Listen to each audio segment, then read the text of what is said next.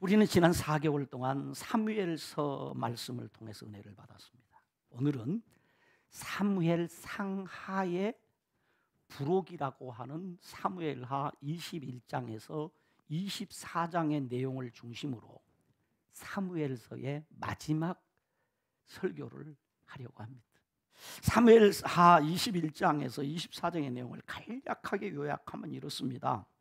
사울 왕이 여호수아 때에 기브온 주민들과 맺은 언약을 지키지 않으므로 이스라엘 땅에 3년 기근이 왔습니다.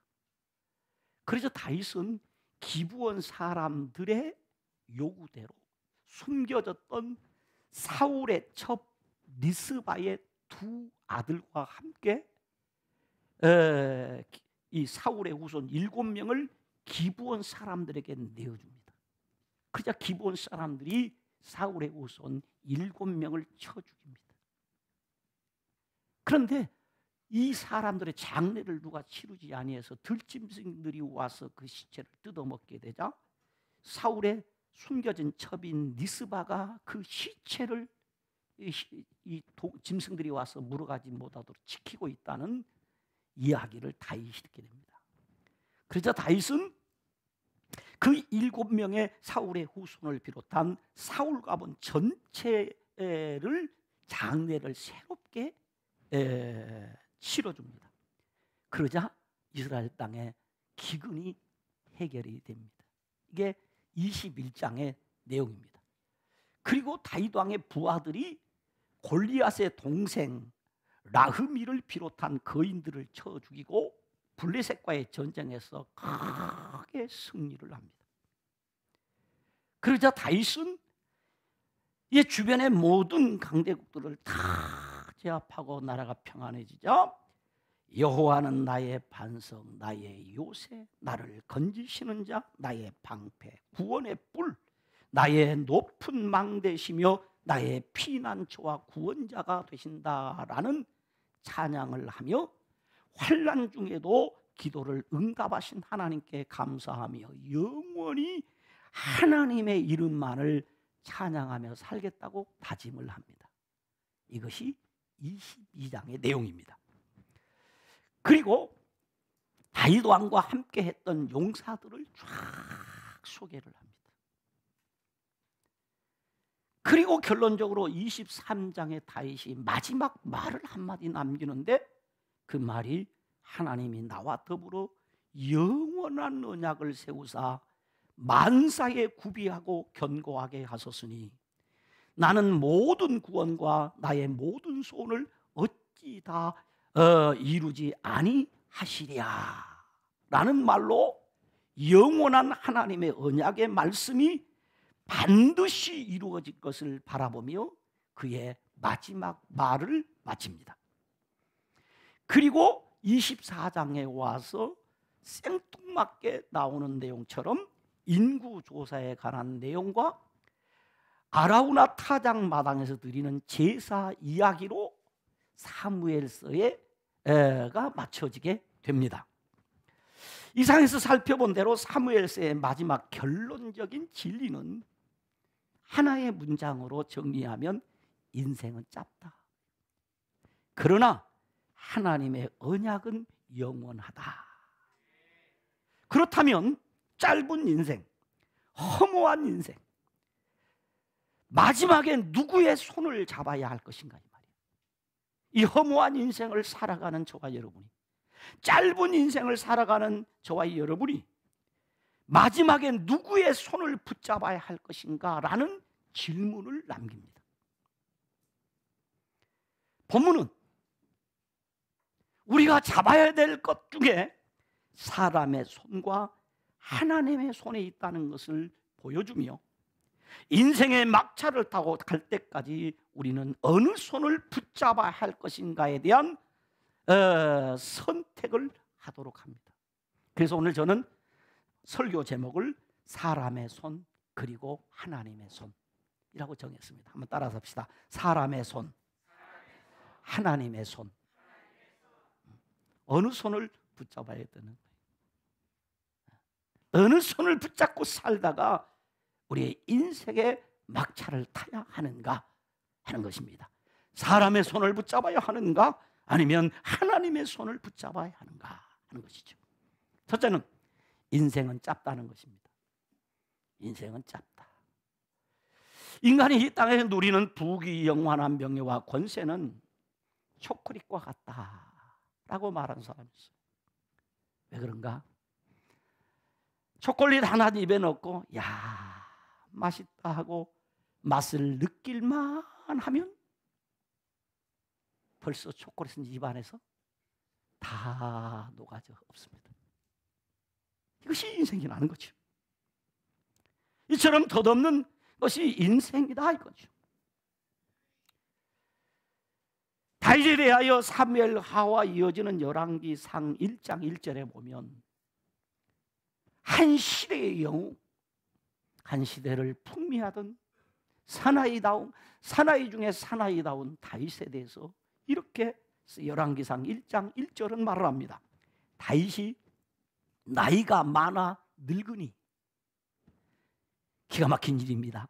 이불을 덮어도 따뜻하지 아니한지라. 이불을 덮어도 따뜻하지가 않는 거죠, 다윗이. 그런가 하면 열왕기상 2장 1절로 2절에 보니까 다윗이 죽을 날이 임박했다. 다윗은 그 아들 솔로몬에게 말합니다. 내가 이제 세상 모든 사람이 가는 길로 가게 되었다 라고 말합니다. 그리고 2장 10절에 보면 다윗이 그의 조상들과 함께 누워 다윗성에 장사되었다 라고 합니다. 이것이 인생이라는 거죠. 이것이 인생.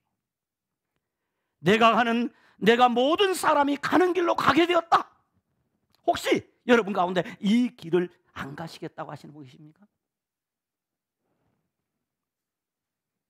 나는 이 길을 절대로 안 갈 것입니다 라고 하실 분이 있느냐 이 말이에요. 없습니다. 이 길은 누구나 가야 할 인생길입니다. 그러므로 내 인생의 끝이 있다는 말은 우리를 얼마나 겸손하게 만드는지 모릅니다. 내 인생의 끝이 있다. 내가 이것도 하고 저것도 하고 이것도 이루고 저것도 이루고 싶지만은 인생의 끝이 가까이 오면 모든 것이 거품같이 사라지게 되는 것입니다. 그러므로 삶의 헛된 거품을 다 걷어내고 하나님이 나를 이 땅에 보내신 내 인생의 진짜 목적이 무엇일까? 나의 나된 인생의 본질이 무엇인가? 내가 마지막까지 감당해야 될 사명이 무엇인가를 깨닫고 거기에 집중하는 삶을 살아가야 되는 것입니다. 오늘 본문 사무엘하 24장 1절은 이렇게 기록합니다. 같이 한번 읽어보시기를 원합니다. 여호와께서 다시 이스라엘을 향하여 진노하사 그들을 치시려고 다윗을 격동시키사 가서 이스라엘과 유다의 인구를 조사하라 하신지라 라고 했습니다. 기가 막힌 일입니다. 다윗의 인생 말년입니다. 그런데 하나님께서 이스라엘을 향하여 진노하셨다는 것입니다. 그리고 이스라엘을 치시려고 다윗을 격동시켰다, 흥분시켰다 이겁니다. 그리고는 말씀하기를 가서 이스라엘과 유다의 인구를 조사하라고 하나님이 그리 말씀하신 겁니다. 여러분 본절을 한번 또 여러분이 읽어보면 아시겠지만은 해석이 잘 안 되는 난해 구절입니다. 본문 해석이 잘 안 돼요. 왜냐하면 하나님이 왜 다윗에게 진노하셨다는 내용이 없습니다. 하나님이 다윗에 대해서 화가 났었어요. 근데 왜 화가 났는지 모르는 겁니다. 밝히지 않아요. 성경이 침묵하고 있습니다. 그래서 하나님께서는 이스라엘 치시려고 다윗을 격동시켜서 인구 조사를 하게 했다는 이야기입니다. 하나님께서는 다윗에게 이스라엘과 유다의 인구를 조사하라 라고 하여 다윗은 요압 장군에게 명령하여 인구 조사를 하도록 했습니다. 그것 때문에 하나님께서 이스라엘을 치셨다는 것이죠. 이해가 안 되는 이야기입니다. 성경에 보면 민수기에 하나님께서 인구 조사를 명령하실 때가 있었는데, 첫째는 싸움에 나갈 만한 자를 계수하라. 전쟁에 나가기 위해서 20세 이상 된 사람은 숫자를 헤아리라고 명령을 했고, 또 제사 제도를 위해서 계수하라. 요즘 우리말로 말하면 세금 받기 위해서 몇 세 이상 세금 내야 된단 말이에요. 성전세를 내야 된단 말이죠. 그래서 성전 제사를 위해서 인구를 계수하라고 하나님이 그리 말씀했고, 또 민수기 33장에 가서 보면 가나안 땅 분배를 위해서 숫자에 따라서 땅을 나눠주기 위해서 인구 조사를 하라고 명령을 합니다. 그런데 오늘 본문에 보면 하나님께서 이스라엘 향하여 진노하셔서 그들을 치기 위해서 다윗의 마음을 격동시켜서 이스라엘과 유다의 인구를 조사하라고 합니다. 그러니까 다윗이 지금까지 깨닫지 못한 죄를 깨닫게 하여 심판하시기 위해서 인구 조사를 하도록 했다는 얘기입니다. 그런데 다윗은 그것을 모르고 하나님의 뜻과 계획인 줄 알고 감동을 받아서 열정적으로 인구 조사를 명령합니다. 그 요압이 이거 아니지 않습니까? 라고 거절하면, 무슨 소리 하고 있냐, 왕명이야, 빨리 시행하도록 하라고 요압 장군에게 명령해서 요압 장군이 9개월 20일 동안 인구조사를 하게 됩니다. 그리고 인구조사를 마친 요압 장군이 와서 다윗 왕에게 인구조사 결과 보고서를 다윗에게 제출합니다. 그러자 다윗이 깜짝 놀랍니다. 기겁을 합니다. 화들짝 놀라서 그가 엎어집니다. 왜입니까? 다윗이 수많은 전쟁터를 누비며 생명을 걸고 지키고 세운 나라가 하나님께서 세우라고 하신 제사장 나라가 아니었던 것입니다. 자신은 생명을 걸고 하나님의 명령에 순종해서 나라를 세우고 나라를 부강한 나라를 만들었고 나라를 아주 강대국으로 만들었습니다.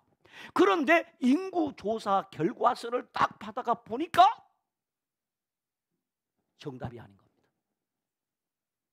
하나님이 명령하신 그런 나라가 아니었던 것입니다. 하나님이 세우라고 하신 제사장 나라가 아니었습니다. 자신을 왕으로 삼으신 하나님께서 세우라고 하신 제사장 나라를 세우기 위하여 평생을 살아왔는데 인구조사를 해보니까 제사장 나라가 아니라 칼과 창과 단창으로 무장된 골리앗의 나라가 되어 있는 것입니다. 잘못했다는 것입니다. 잘하는 줄 알았는데, 잘하고 있다고 생각했는데, 최선을 다했는데 그런 나라가 아니라 하나님 앞에서는 전혀 지금 합당치 않은 나라가 되었습니다. 이것을 깨닫게 하시려고 하나님께서는 다윗에게 인구조사를 하라고 하신 것입니다. 그래서 오늘 본문 9절과 10절에 보면 이렇게 기록합니다. 우리 성경을 같이 읽어보십시다. 본문 9절로 10절입니다. 읽습니다. 요압이 백성의 수를 왕께 보고하니 곧 이스라엘에서 칼을 빼는 담대한 자가 80만 명이요 유다 사람이 50만 명이었더라. 다윗이 백성을 조사한 후에 그의 마음에 자책하고 다윗이 여호와께 아뢰되 내가 이 일을 행함으로 큰 죄를 범하였나이다. 여호와여 이제 간구하옵나니 종의 죄를 사하여 주옵소서. 내가 심히 미련하게 행하였나이다 라고 합니다. 아시겠죠? 다윗은 요압의 만류에도 불구하고 인구조사를 하도록 했습니다. 그리고 인구조사 결과, 그 결과를 보니까 칼을 빼는 담대한 자가 130만 명. 다시 말하면 자기 칼을 의지하고 사는 사람이 130만 명이었다는 것입니다. 당시 인구가 약 300만이었습니다. 300만의 인구 중에 자기 칼을 의지하고 사는 사람이 130만 명이나 됐습니다. 그래서 지금 회개하는 것입니다. 정치를 잘못했다는 것입니다. 자기가 잘한다고 했던 삶의 마지막 흔적이 하나님이 원했던 삶이 아니었습니다. 제사장 나라가 아니었습니다. 하나님께서는 제사장 나라 왕은 반드시 병마를 많이 두지 말 것이라고 했습니다. 병사를 많이 두지 말라고 했습니다. 근데 인구의 절반이 병사입니다. 현역 군인이 됐습니다. 군사 강국을 만들어 놨습니다. 제사장 나라는 군사 강국이 아니라는 것입니다. 그런데 군사가 많아도 너무 많다는 것입니다. 잘못했습니다. 다윗은 소년 시절 역사 무대에 등장할 때 골리앗을 향하여 말합니다. 너는 칼과 창과 단창으로 내게 나오거니와 나는 만군의 여호와의 이름과 내가 모여가는 이스라엘 군대의 하나님의 이름으로 내게 나아가노라. 제사장 나라는 어떤 나라냐? 하나님의 이름이 중심이 된 나라입니다. 하나님의 이름으로 세워진 나라입니다. 하나님의 이름이 능력이 되는 나라입니다. 하나님의 능력으로, 그 하나님의 이름으로 승리하는 나라입니다. 그런데 이제 그런 나라가 아니라 칼과 창과 단창으로 무장된 골리앗의 나라, 블레셋 나라를 세워놓은 것입니다. 다윗은 어렸을 때 말했습니다. 여호와의 구원하심은 칼과 창에 있지 않다. 전쟁은 여호와께 속한 것이다 라고 말했어요. 그것을 하나님은 기뻐하셨고, 그것을 하나님은 다윗의 모습을 보고 하나님의 마음에 맞는 자라고 했습니다. 인구조사 결과를 받은 다윗은 자신이 세운 나라는 하나님이 그렇게도 원하시고 그렇게도 기뻐하시는 제사장 나라가 아니라 골리앗 나라와 똑같은, 골리앗 나라와 차이가 없는 그런 나라로 세워지게 된 것을 알게 된 것입니다. 그래서 그는 하나님 앞에 엎드려서 말합니다. 큰 죄를 범했습니다. 종의 죄를 사하여 주옵소서. 내가 심히 미련하게 행했습니다 라고 하며 회개한 것입니다. 다윗은 평생을 걸고 여호와의 이름만을 힘입고 살아가는 나라를 세우기를 원했습니다. 그래서 열심히 했습니다. 생명 걸고 했습니다. 목숨을 걸고 했습니다. 그런데 결국은 칼과 창과 탄창으로 무장된 나라였습니다. 만군의 여호와의 이름, 하나님의 이름으로 세워져야 하는 나라가, 하나님의 사랑과 하나님의 은혜와 하나님의 능력으로 세워져야 할 나라가 칼과 창과 단창으로 무장된 나라였습니다. 그래서 그는 하나님 앞에 엎드립니다. 그의 찬송 가사처럼 여호와는 나의 반석입니다. 여호와는 나의 힘입니다. 여호와는 나의 능력입니다.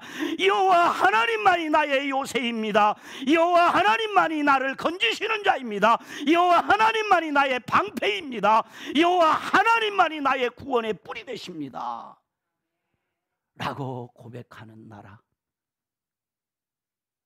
그 나라를 세우고 싶었습니다.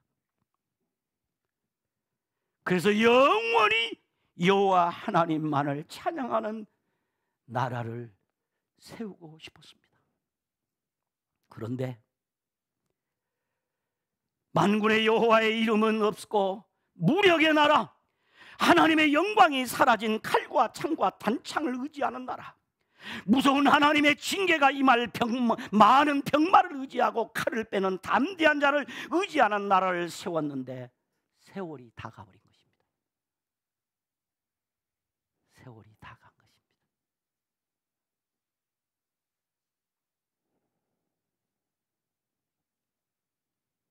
인생이 끝나가는 것입니다.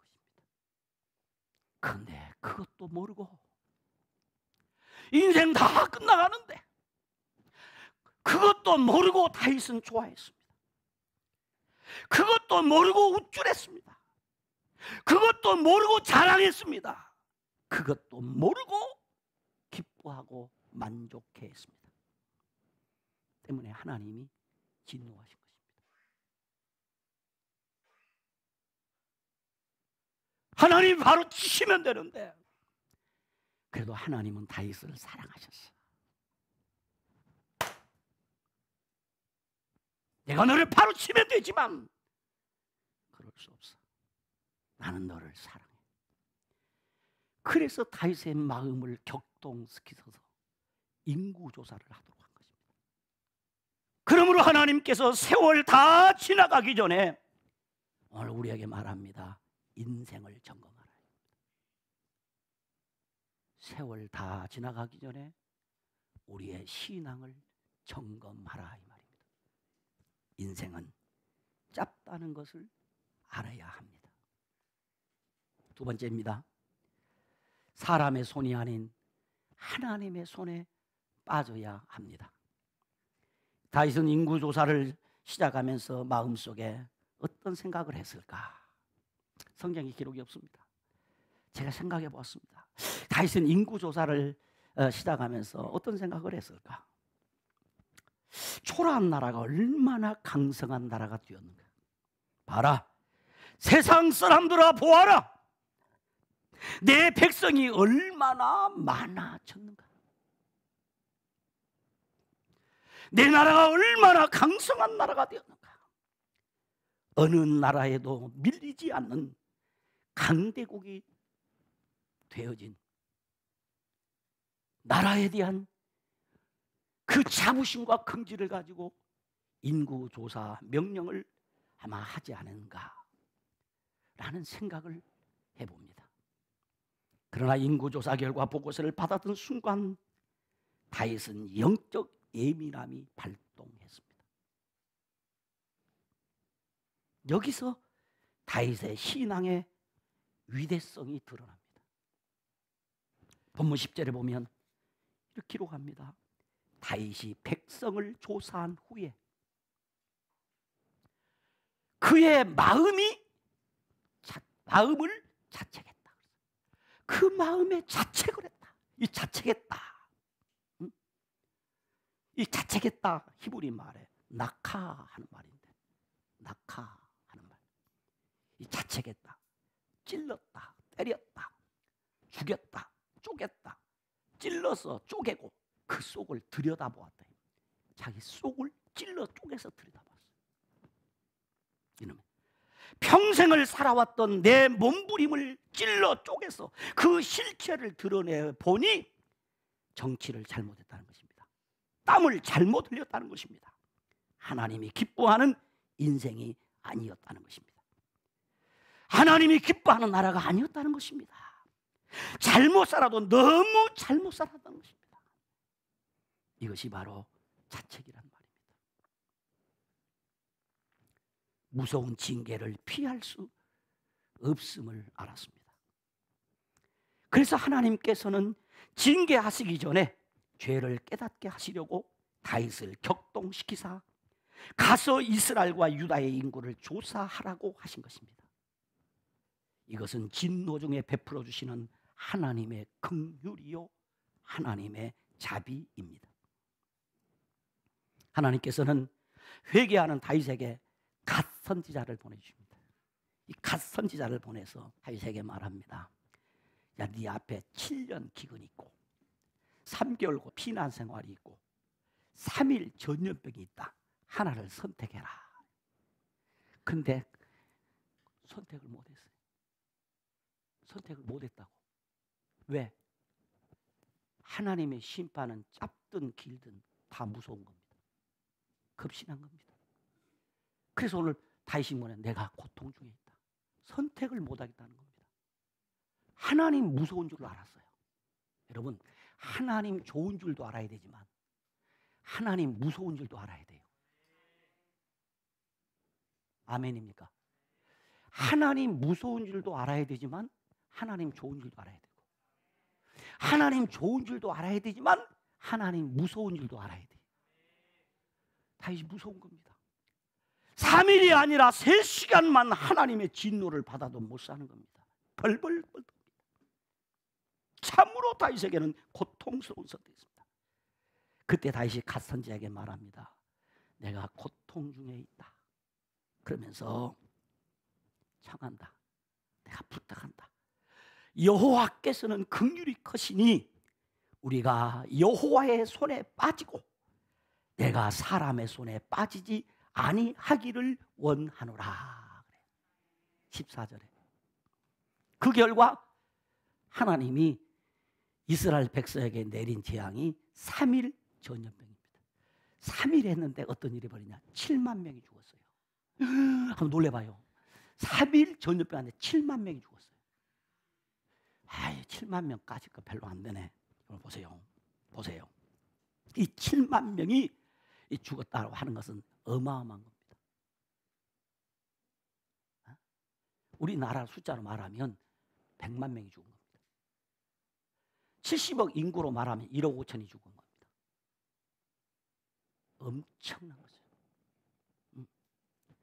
처참해 죽어가는 백성들의 모습을 본 다윗이 고백합니다. 나는 범죄하였고 악을 행하였거니와 이 양무리는 무엇을 행한다이까? 라고 회개하며 주의 손으로 나와 내 집을 치소서. 나와 내 집을 치세요. 여기서 중요한 표현이 여호와의 손, 야드 여호와, 야드 아도나이. 야드란 말은 손이란 말이에요. 야드 여호와, 여호와의 손, 사람의 손, 야드 아담. 응? 하나님의 손이냐 사람의 손이냐. 오늘 다윗은 말합니다. 여호와는 긍휼이 크시니 우리가 여호와의 손에 빠지고 사람의 손에 빠지지 않기를 원합니다. 이 말이 무슨 뜻인가? 무슨 뜻인가? 매를 맞아도 긍휼이 크신 하나님의 손에 맞고 싶습니다. 부모 되신 분들이 그러죠. 내 자식이 잘못했어요. 매를 맞을 짓 했어요. 내가 때린 것은 좀 괜찮은데 옆집 아줌마가 때리면 기분이 어때요? 뒤집어지죠. 뒤집어지는 거예요. 다윗은 그것을 안 거예요. 내가 매를 맞아도 하나님의 손에 맞고 벌을 받아도 하나님의 손에 벌을 받고. 응? 왜냐하면 하나님은 긍휼이 크시기 때문에 벌을 내리시고 매를 때리시는 가운데도 긍휼히 여겨주시고 자비를 베풀어 주신단 말이에요. 그러므로 하나님의 손에 벌을 받겠습니다. 하나님의 손에 나를 맡깁니다. 나의 생사의 절대 주권자이신 하나님의 손이 나를 죽이면 나는 죽겠습니다. 그 하나님이 나를 살려주시면 나는 살겠습니다. 그 하나님이 나에게 기회를 다시 주시면 인생의 끝자락이지만은 나는 새롭게 살겠습니다. 하나님의 손에 도움으로만 살겠습니다 하고 하나님의 손에다 자기를 맡겨. 결코 사람의 손에 빠지지 않기를 원합니다. 사람의 손에 나를 넘기지 않겠습니다. 사람의 손의 힘으로 문제를 해결하지 않겠습니다. 매를 맞아도 징계를 맞아도 인색한 사람의 손 아래에서 내가 살지 않겠습니다. 이 말입니다. 이게 성도의 자존심입니다.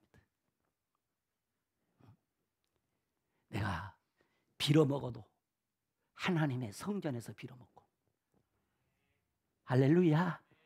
내가 처참하게 무너지고 망가졌어도 하나님의 은혜의 보좌 앞에서 무너지고 넘어져야 됩니다.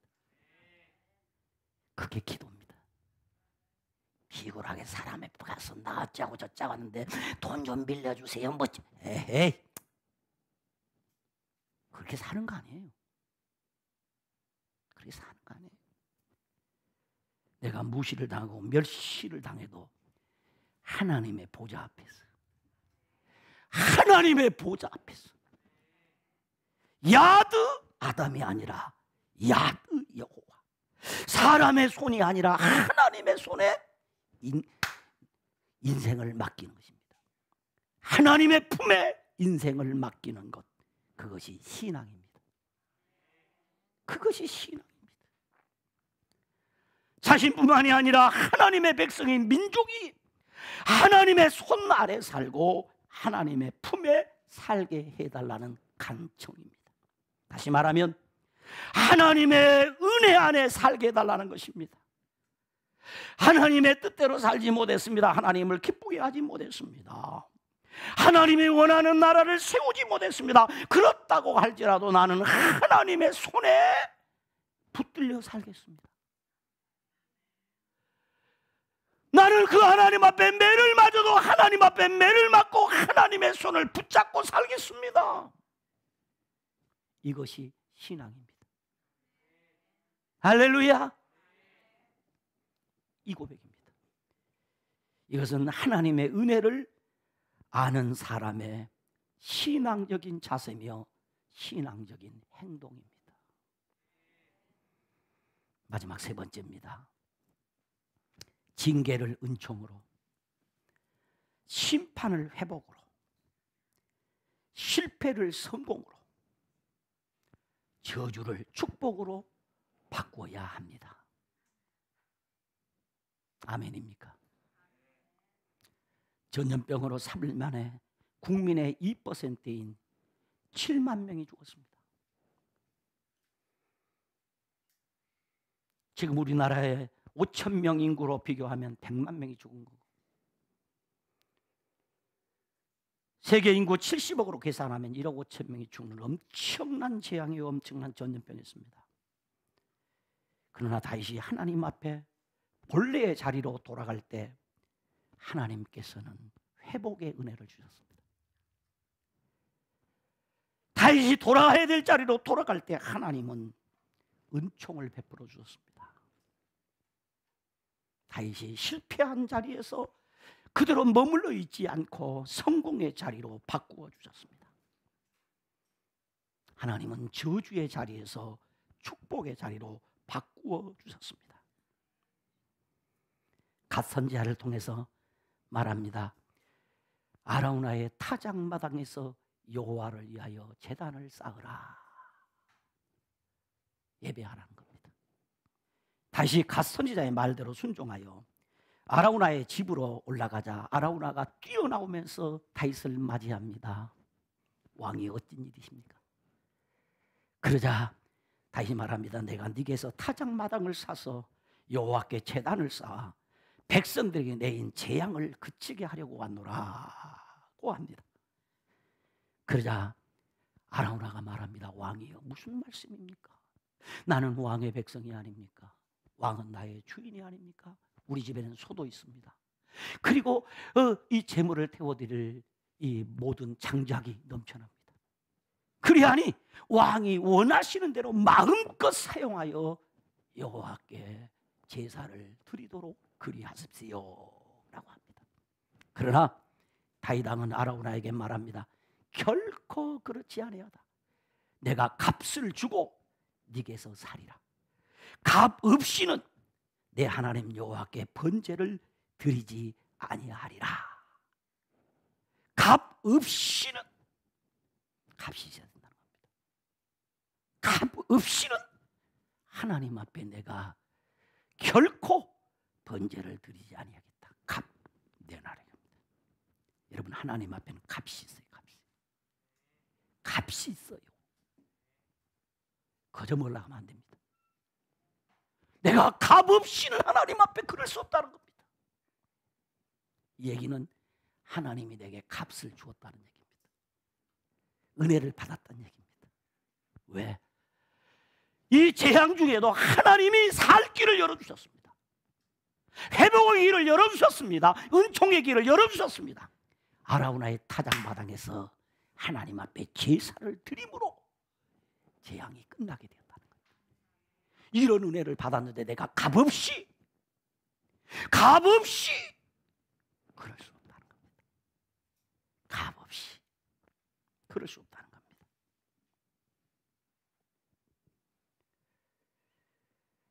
그리고 그는 그 땅을 사서, 그리고 그 재물을 사서, 그 장작을 사서 여호와께 번제와 화목제를 드렸습니다. 그러자 24장 24절 25절에 보면 여호와께서 그 땅을 위한 기도를 들으시네. 이스라엘에게 내리는 재앙이 그쳤더라. 재앙이 그쳤더라. 왜 하필이면 아라우나의 타작마당일까요? 왜 그러셨느냐? 아라우나의 타작마당은 다윗 시대가 오기 전 1000년 전에 하나님이 아브라함을 부르시고 그 아들 이삭을 번제로 드리라고 하셨던 그 모리아 산입니다. 그 산입니다. 그리고 이 아라우나의 타작마당은 다윗이 죽고 난 후에 그 아들 솔로몬이 성전을 건축한 장소가 아라우나의 타작마당입니다. 그곳은 후에 우리 주님이 십자가를 지고 올라가신 골고다 언덕입니다. 보통 장소가 아닙니다. 보통 현장이 아닙니다. 그러므로 다윗은 재물과 나무를 50세겔에 샀습니다. 그리고 역대상 21장 25절에 보면 성전 터를 자그마치 금 600세겔에 샀습니다.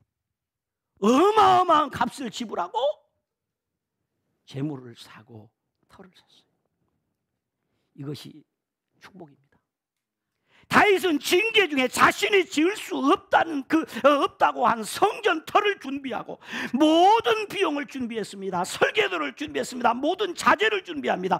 삶의 모든 여정에 잘못된 것을 깨끗이 청산하고 영원히 기억되고 기념되는 신앙의 유산, 축복의 유산을 남기는 은총의 기회로 바꿨습니다. 그래서 여러분 역대상을 읽다 보면 역대상 21장의 본문의 사건이 나옵니다. 그리고 22장부터 29장까지가 무슨 내용 나오느냐? 바로 다윗이 성전 건축만을 위해서 준비하는 모습이 나와요. 어마어마합니다. 그 금액을 따져보면 몇백억입니다. 신바람이 났습니다. 신바람이 났습니다. 다윗은 남은 생애 동안 성전 건축을 위한 준비하는 데 전념을 했습니다. 성경은 말합니다. 다윗이 죽기 전에 많이 준비하였더라. 다윗 자신이 고백합니다. 내가 환난 중에 여호와의 성전을 위하여 심히 많이 준비하였다. 다윗은 왕이니까 준비하는데 어려움이 있었다 없었다? 있었다 없었다? 왕인데도 어땠어요? 어려웠다는 겁니다. 다윗은 인생 최대 위기를 최대의 기회로 바꿔버렸습니다. 그것이 아들 솔로몬의 성전 건축을 위한 준비였습니다. 인생은 짧습니다. 내 인생의 업적은 짧습니다. 그러나 하나님의 약속, 하나님의 나라는 영원합니다. 그러므로 짧은 것을 영원한 것으로 바꿔야 합니다. 유한한 것을 영원한 것으로 바꿔야 합니다. 그러므로 바꾸는 것이 능력입니다. 다윗은 징계를 은총으로, 심판을 회복으로, 실패를 성공으로, 저주를 축복으로 바꾸기 위하여 바꿀 수 없는 사람의 손이 아니라 바꾸어 주시는 하나님의 손에 빠져서 회개를 했습니다. 바꿀 수 없는 사람의 손이 아니라 바꾸어 주시는 하나님의 손에 매달려서 회개했어요. 침상을 적시며 바꾸어 달라고 기도했습니다. 바꾸어 주시는 하나님의 손이 다윗을 바꾸어 주셨습니다. 마른 막대기 같은 모세의 손을 기적의 손으로, 농사나 짓던 엘리야와 엘리사의 손을 권능의 손, 기적의 손으로 바꾸어 주신 그 하나님이 다윗의 인생 말년을 축복으로 바꾸어 주셨습니다. 아버지의 재산을 허랑방탕하게 다 써버린 탕자가 아버지 집에 돌아오자 사랑받는 아들로 바꾸어 주신 것이 아버지의 사랑, 하나님의 사랑입니다. 그래서 우리는 내가 지금 처한 환경이, 내가 지금 맞이한 상황이 축복이 아니라 저주의 자리에, 심판의 자리에, 진노의 자리에 있다고 할지라도 나를 바꾸어 주시는 하나님의 손에 빠져서 침상을 띄우십시다. 기도의 눈물을 흘리십시다. 하나님 바꾸어 주십니다. 말씀의 결론을 맺습니다. 너무 가난해서 하나님을 의지하고 삽니다. 하나님의 은혜가 아니고서는 살 길이 없어서 겸손히 기도합니다. 방법이 없어서 하나님 앞에 약속하고 서원했습니다. 그래서 은혜를 받았습니다. 그래서 복을 받았습니다. 그런데 집도 마련했습니다. 명예도 얻었습니다. 안정적인 직업이 생겼습니다. 안정적인 삶의 터전이 생겼습니다. 그런데 하나님을 잊어버렸습니다. 겸손한 기도가 사라졌습니다. 눈에 눈물이 메말라 버렸습니다. 교만이 싹이 텄네요. 교만의 잎이 자라 꽃이 피었습니다. 열매가 맺었습니다. 그 다음 순서가 무엇입니까?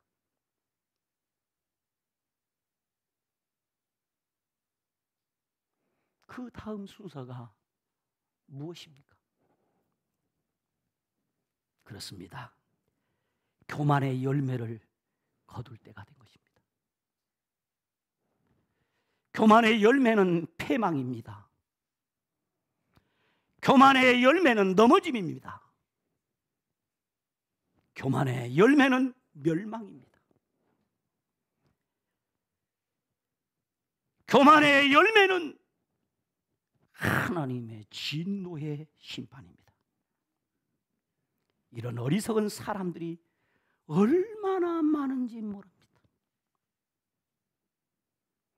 고난과 위기 속에서 하나님의 이름을 부르며 전능하신 하나님의 이름으로 고난을 물리치고 승리하여 형통하고 평탄한 삶을 살게 되었습니다. 그런데 순간 자신의 능력을 믿고 업적을 내세우며 교만해집니다. 이것이 본문에 나타난 다윗의 모습입니다. 다윗에 있어서 만군의 여호와 하나님을 바라보아야 하는데 창과 칼을 본 것입니다. 자신을 본 것입니다. 강성한 군대를 본 것입니다. 하나님을 의지하고 살아야 할 사람이 칼과 창을 의지하고 군대를 의지한 것입니다. 하나님은 다윗의 그런 마음을 보시고 인구조사를 하도록 하여 다윗의 죄를 깨닫게 해주셨습니다. 그리고 다윗을 본래의 자리로 돌아가도록 해주셨습니다. 이것이 하나님의 은혜입니다. 이것이 하나님의 사랑입니다. 이것이 하나님의 축복입니다. 우리 모두에게 이런 하나님의 은혜가 있기를 주님의 이름으로 축원합니다. 하나님 아버지 감사합니다. 고맙습니다. 사람의 손이 아닌 하나님의 손을 붙잡습니다. 사람의 손이 아닌 하나님의 손을 의지합니다. 우리를 바꾸어 주옵소서. 우리를 바꾸어 주시옵소서. 삶의 내용을 바꾸어 주시옵소서. 삶의 방향을 바꾸어 주시옵소서. 삶의 목적을 바꾸어 주시옵소서. 예수님의 이름으로 기도드리옵나이다. 아멘.